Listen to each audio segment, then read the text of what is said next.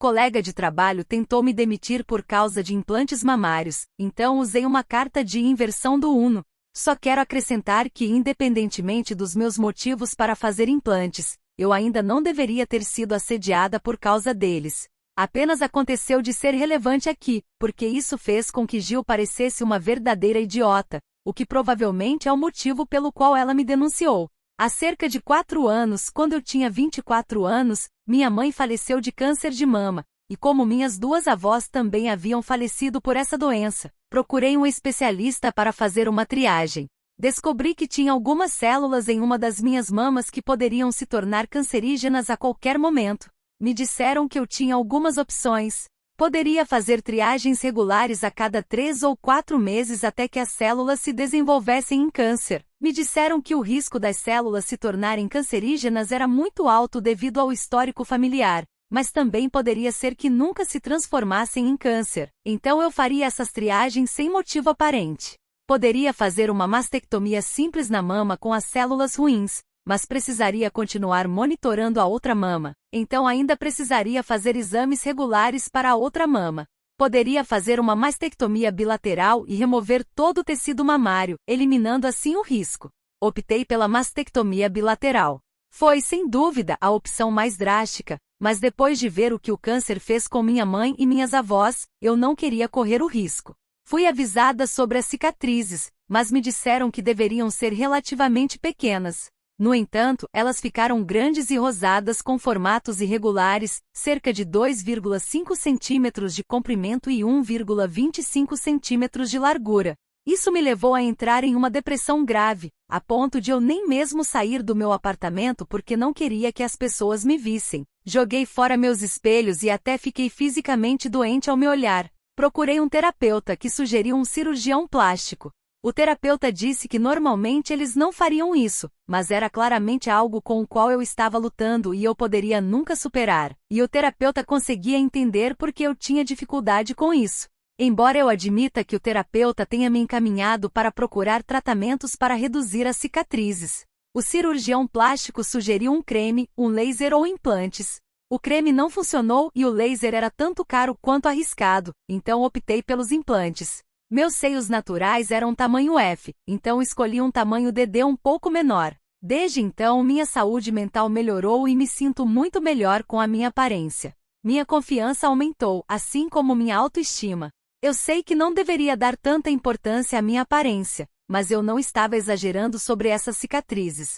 Eram grandes, rosadas e irregulares, elevadas, simplesmente terríveis de se ver, e eu odiava me olhar. E agora elas estão bem escondidas e mal podem ser sentidas. No presente, tenho 28 anos e estou trabalhando em um escritório.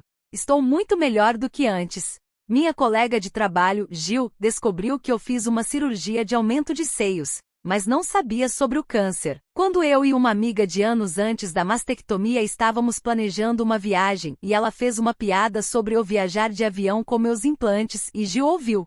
Até o final do dia, todo o escritório sabia que eu tinha feito uma cirurgia de aumento de seios, mas não sabiam o motivo, e meia dúzia de pessoas confirmaram que Gil havia contado para elas. Nos meses seguintes, Gil fez muitas piadas e comentários sobre meu peito para os colegas quando eu estava por perto. Em um momento chegou a dizer que eu tinha mais plástico do que a Barbie e me chamou de falsa de 2 maneiras. Eu não ouvi esse último comentário pessoalmente, mas uma amiga do escritório me contou que Gil se referiu a mim como um saco de silicone em determinado momento. Não sei exatamente qual era o problema dela, mas em determinado momento ela mencionou o NHS, Serviço de Saúde Pública do Reino Unido. Então suponho que Gil achou que eu tinha feito a cirurgia gratuitamente às custas dos contribuintes. Eu fiz a mastectomia pelo NHS, mas optei por tratamento particular para terapia e implantes. Eu pedi várias vezes para ela parar, mas infelizmente as vezes em que falei com ela foram lugares como o elevador e o banheiro feminino, onde não havia câmeras, e Gil continuava fazendo comentários, não importava quantas vezes eu pedisse para ela parar. Não direi que era todos os dias, mas ouvia pelo menos 3 comentários por semana durante 3 meses.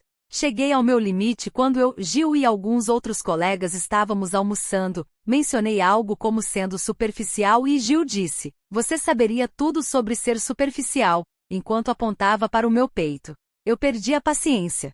Eu disse: "Você sabe por que eu tenho esses implantes?" Há alguns anos, os médicos encontraram células potencialmente cancerígenas no meu tecido mamário. Fui aconselhada a fazer uma mastectomia e fiquei com cicatrizes enormes e feias no meu peito. Procurei um terapeuta por causa da baixa autoestima e depressão. O terapeuta me encaminhou a um cirurgião plástico que sugeriu implantes mamários para cobrir as cicatrizes, e foi isso que eu fiz, para poder me olhar no espelho sem chorar. Então, talvez da próxima vez que você queira julgar alguém por fazer uma cirurgia estética, você deva perguntar a ela o motivo primeiro. E senti que aquele momento foi um verdadeiro encerramento. Peguei minha comida e saí. Pelo resto do dia, cerca de 1/3 do escritório veio me oferecer apoio, enquanto o restante me disse que Gil estava apenas brincando e que eu estava sendo uma idiota. Respondi que Gil estava sendo uma idiota muito antes de mim. Depois, recebi um e-mail do RH dizendo que queriam conversar comigo no dia seguinte, e quando liguei para esclarecer, mencionaram um ambiente de trabalho hostil. Observe, esse termo é mais comum nos Estados Unidos e tem menos peso na Inglaterra, mas foi o que foi dito por telefone. Eu sabia quem assinou o e-mail e com quem havia conversado. Seu nome era Deb, e ela era amiga de Gil no RH, então eu tinha bastante certeza de quem havia me denunciado. Percebi que se isso já estava sendo enviado ao RH, eu precisava de todas as evidências possíveis, então comecei a coletar minhas informações. Como Deb já havia lidado comigo até então, era seguro assumir que ela seria a pessoa responsável por analisar a reclamação comigo, e se isso fosse verdade, eu estaria ferrada. No entanto, eu me lembrava vagamente de uma seção sobre reclamações que estava no meu contrato quando me juntei à empresa. Eu folheei o contrato e havia uma parte na seção de reclamações que dizia que eu tinha o direito contratual de solicitar a troca de revisor se sentisse que meu revisor designado era tendencioso. Isso era chamado de supervisor imparcial. Fotocopiei a página e destaquei essa parte. Em seguida, enviei mensagens para as pessoas que haviam me oferecido apoio no Facebook e disse basicamente: o RH pediu para me encontrar. Alguém de vocês se lembra de Gil me insultando na sua frente e está disposto a escrever e assinar algo dizendo que ouviu e quando? Nem todos estavam dispostos a ajudar, já que Gil é temida no escritório por ter amizade com o RH e a gerência. Mas cerca de 20 pessoas estavam dispostas a me ajudar. Estimei aproximadamente quando pedi a Gil para parar anteriormente, os 4 pedidos ao longo dos últimos meses, alguns momentos eram fáceis de lembrar, pois aconteceram durante minha pausa ou quando cheguei ao trabalho e anotei tudo, juntamente com uma hora aproximada de quando ocorreu o confronto na sala de almoço e uma lista de nomes das pessoas presentes durante o confronto. Cheguei ao trabalho um pouco mais cedo na manhã seguinte. Fui até todos que me mandaram mensagens e a maioria deles conseguiu me entregar uma carta impressa e assinada, alguns não conseguiram escrever uma, mas tudo bem. Não são palavras exatas, pois são 16 cartas resumidas aqui, mas a essência era: meu nome é fulano de tal. Trabalho com Gil Iop. No dia tal às tais horas, conversei com Gil sobre nome, na qual ela se referiu a Op como a insulto citado. Achei isso inapropriado, pois estava diretamente relacionado à aparência de Op, e estou disposto a testemunhar ainda mais para comprovar que Gil sobrenome tem discutido sobre Op no local de trabalho da mesma maneira nos últimos 3 meses, me deixando desconfortável e criando o que considero um ambiente de trabalho hostil. Assinado o nome deles? Acabei com cerca de 16 cartas, todas de pessoas diferentes, e uma delas estava presente na conversa na sala de almoço com Gil. Algumas até tinham listas pontuais de tudo que Gil havia dito sobre mim ou outras pessoas, já que descobriu-se que Gil tinha problemas com a aparência de muitas pessoas. Ela aparentemente fez comentários sobre o peso de um colega de trabalho e fez um comentário antissemita sobre o nariz de outro colega, e tudo isso foi incluído nessas cartas. No escritório, há cerca de 45 pessoas, então, embora 16 não fosse a maioria, ainda era uma quantidade considerável. As cartas não eram muito longas, a maioria tinha apenas um parágrafo, mas tinham todas as informações necessárias. Pediram para eu ir ao RH às 10 horas. Levei as cartas dos colegas, a cópia da página do meu contrato e as datas e horários em uma pasta pequena comigo. Cheguei lá e Deb era a pessoa que supervisionava a entrevista. Ela se levantou da mesa, pronta para me levar para outra sala. Imediatamente virei-me para outra funcionária do RH que estava presente e disse: então minha reunião será com você então? Debbie disse: não, você está comigo. Respondi que isso não me deixaria confortável, pois meu contrato afirma que tenho o direito a um supervisor imparcial, e ao dizer isso, peguei a página do contrato da minha pasta. Debbie leu, não a deixei levar o papel, pois havia uma trituradora de papel bem perto, e disse que ela poderia ser imparcial. Respondi que realmente não queria ser uma pessoa difícil, mas tinha informações confiáveis de que a pessoa do outro lado dessa reclamação é amiga dela, e meu contrato diz que tenho direito a um supervisor imparcial. Debbie saiu irritada para chamar o supervisor. O supervisor perguntou como eu sabia que ela não poderia ser imparcial, e eu disse que tinha informações confiáveis de que Jill, que estava do outro lado dessa reclamação, era uma amiga íntima de Debbie. Ele perguntou a Debbie se isso era verdade, e ela respondeu apenas: posso ser imparcial. O supervisor respirou fundo, pediu para outra funcionária do RH acompanhá-lo e os 4 fomos revisar a reclamação. Agradeci por serem tão complacentes, estava preocupada por tê-los irritado. Debbie pegou a reclamação e todos os 3 passaram por ela comigo. Debbie parecia homicida durante toda a entrevista, pois claramente esperava me demitir, ou pelo menos recomendar minha demissão. A entrevista foi mais ou menos assim. Levou mais de meia hora e eles continuaram me fazendo as mesmas perguntas com formulações diferentes, então esta é uma versão muito resumida.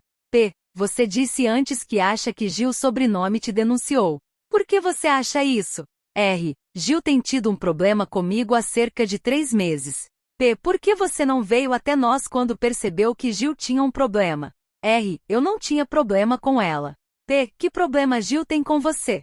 R. Há 4 anos, um especialista identificou células potencialmente cancerígenas em meu tecido mamário. Fiz uma cirurgia para remover meu tecido mamário, eliminando as células e o risco. Após a cirurgia, fiquei com grandes cicatrizes no peito. Fui a um terapeuta por baixa autoestima e depressão.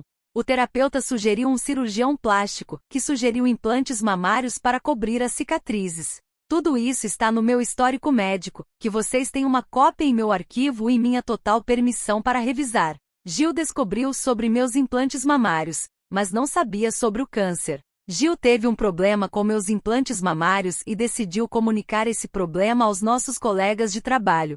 P. Por que você acha que isso é verdade? R. Aqui estão 16 declarações assinadas de colegas de trabalho, todas de pessoas diferentes, testemunhando que Jill contou para o escritório inteiro que eu tinha feito uma cirurgia de aumento de seios no dia em que ela descobriu e desde então fez comentários frequentes sobre esses implantes.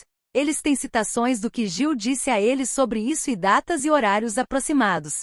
P. Datas e horários aproximados? R. Ninguém sabia que isso seria levado a esse nível, então ninguém realmente fez anotações no momento em que aconteceu. P. Que evento ou eventos você acha que levaram diretamente a essa reclamação de assédio? R. Para mim o assédio começou quando Jill contou para todos sobre meus implantes mamários sem o meu consentimento, mas em relação à reclamação feita contra mim, provavelmente seria o que aconteceu por volta das horário de ontem na sala de almoço. Jill fez um comentário sobre eu ser superficial enquanto apontava para meus seios, e eu respondi dando a ela uma versão resumida da minha história médica relevante e terminando com um comentário sobre a importância de obter toda a história. Há câmeras na sala de almoço, então tenho certeza de que vocês poderão encontrar essa conversa.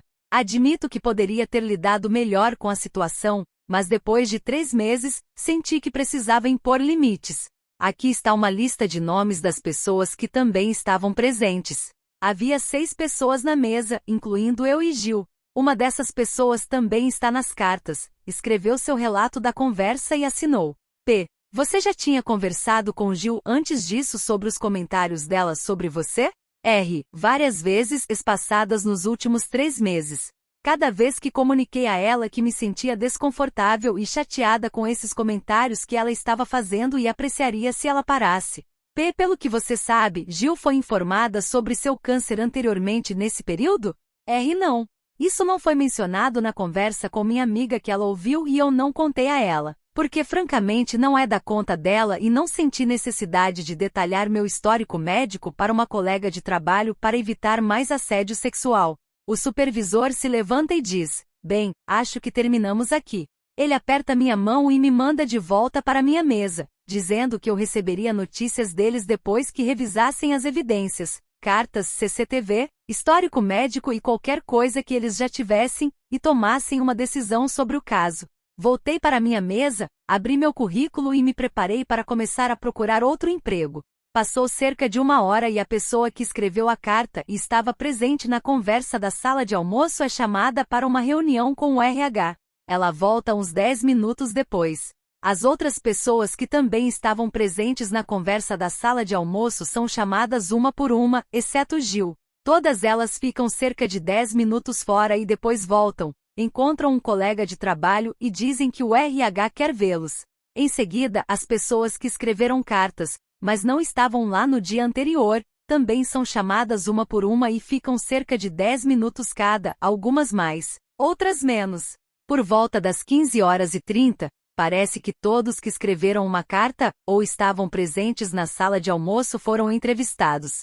Finalmente Gil é chamada. Ela fica cerca de 30 minutos fora e volta furiosa. Ela me encara enquanto trabalho, mas a ignoro. Por volta das 16h30, Gil é chamada novamente pelo RH. Às 17h, todo mundo está saindo ou se preparando para sair, quando Gil volta furiosamente para o escritório. Ela me encara o tempo todo enquanto arruma sua mesa. Então ela começa a contar para quem quiser ouvir que eu a demiti antes de se afastar a empurrões para o elevador. Recebo um e-mail do RH. Meu caso está encerrado. Feito, galera! Se ficou até aqui, deixe seu like e se inscreva no canal. E conte pra nós, você conhece alguma situação semelhante a esta? Deixe nos comentários. Até mais!